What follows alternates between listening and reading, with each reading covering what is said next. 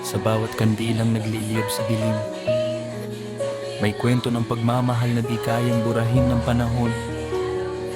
Ngayong kami nagtitipon sa katahimikan, mga alaala, yung yakap namin. Sa lamig ng gabi, kami nagdarasal. Mga luhay pumapatak, pusong nagmamahal. Ang bawat sulok ng tahanan ay may alaala ng mga tawanan ninyong dati kay saya. Ngayon ay tahimik ang mga upuan, wala na ang tinig na aming sinasandalan.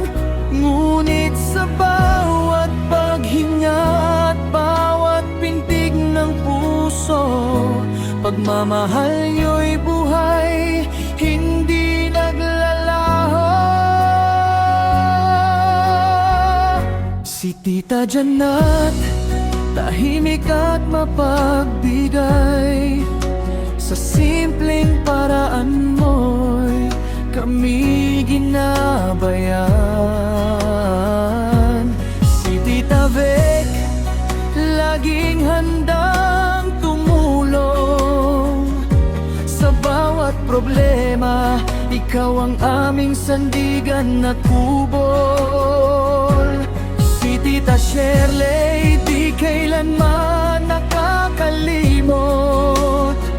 Sa tahimik mong pag-aruga, kami bumangon sa lungkot. Si Tita Ada, pusong maunawain. Sa bawat sugat ng damdamin, ikaw ang nagpagaling. Si Tito Damian, matapang at matatag. Sa bawat punos ng buhay, ikaw ang sandigang malakas. Si Tito Kuyog, tahimik ngunit totoo. Pagmamahal mo'y malalim at wagas sa puso.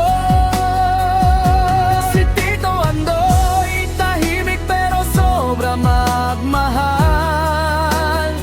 Sa bawat kilos mo'y dama ang malasakit na banal. Si Tita Janice, maahasahan sa lahat. Sa oras ng pangangailangan, ikaw ang laging sapat. Si Tita Daisy, mapag-alaga at mapagmahal. Yakap mo'y parang tahanan banal. Si Tita Tinay, malambing at maunawain. Sa bawat haplos mo'y gumagaan ang damdamin. At si Lola Ebeng, ilaw ng aming tahanan.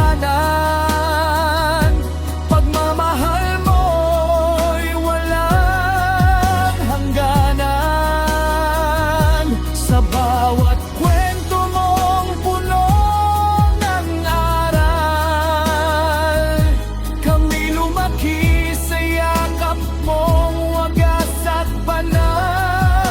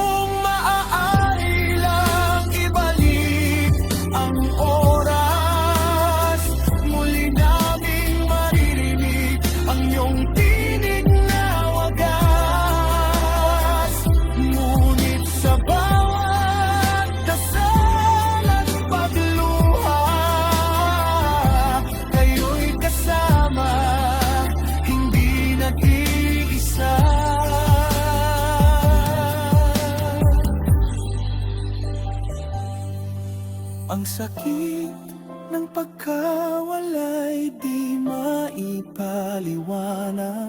Parang bahagi ng puso'y tuluyang nabasag. Ngunit sa gitna